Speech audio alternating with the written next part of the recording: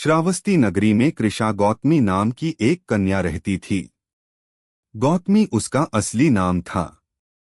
काम करते करते वह जल्दी थक जाती थी, अतएव लोग उसे कृषा गौतमी के नाम से पुकारते थे। गौतमी ने जवानी में प्रवेश किया और उसका विवाह हो गया। गौतमी गरीब घराने की थी, अतएव उसकी ससुराल के लोग उसका यथोचित आदर न करते थे।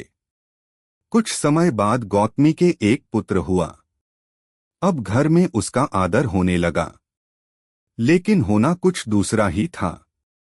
गौतमी का शिशु जब कुछ बड़ा हुआ और इधर उधर खेलने लायक हुआ तो विधाता ने उसे उठा लिया। गौतमी ने सोचा, पुत्र जन्म से पहले मेरा इस घर में अनादर होता था, पुत्र जन्म के बाद लोग मेरा आदर करने लगे, लेकिन अब ये लोग मेरे प्रिय शिशु को न जाने कहाँ छोड़ देंगे। गौतमी अपने मृत पुत्र को गोद में ले उसके लिए घर घर दवा मांगती फिरने लगी। लोग ताली बजाकर हंसी ठट्ठा करते और कहते, पगली, कहीं मरे हुए की भी दवा होती है। किसी भले आदमी को गौतमी पर बहुत दया आई। उसने सोचा, इसमें इस बेचारी का दोष नहीं, यह पुत्र शोक से पागल हो गई है। इसकी दवा बुद्ध भगवान को छोड़कर और किसी के पास नहीं। उसने कहा, माँ, तुम बुद्ध भगवान के पास जाकर उनसे पूछो।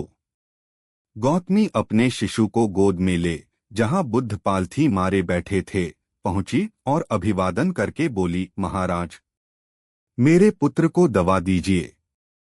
तथागत ने कहा, तूने अच्छा किया जो यहाँ चली आई। देख, तू इस नगर में से जिस घर में किसी की मौत न हुई हो, सरसों के दाने मांग ला, फिर मैं तुझे दवा दूंगा।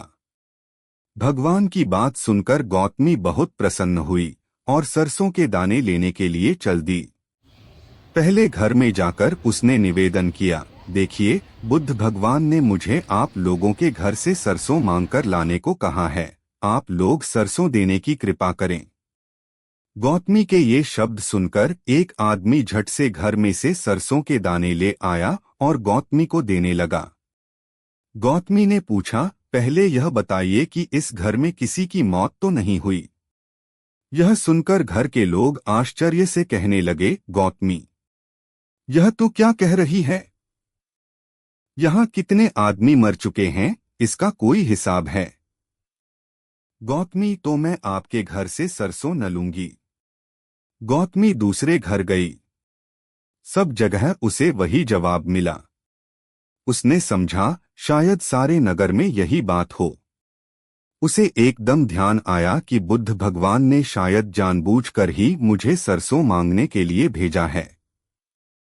वह शीघ्र ही अपने मृत पुत्र को नगर के बाहर श्मशान में ले गई। उसे अपने हाथ में लेकर बोली, प्रिय पुत्र, मैंने समझा था शायद तुम ही अकेले मरने के लिए पैदा हुए हो, लेकिन अब मुझे मालूम हुआ कि मौत सबके लिए है। जो पैदा हुआ है उसे एक न एक दिन अवश्य मरना है। इतना कहकर अपने पुत्र को श्मशान में रख वहां से लौट आई। लौटकर गौतमी बुद्ध के पास गई। बुद्ध ने पूछा, गौतमी, सरसों के दाने मिल गए? गौतमी, भगवन, सरसों नहीं चाहिए, उनका काम हो गया है।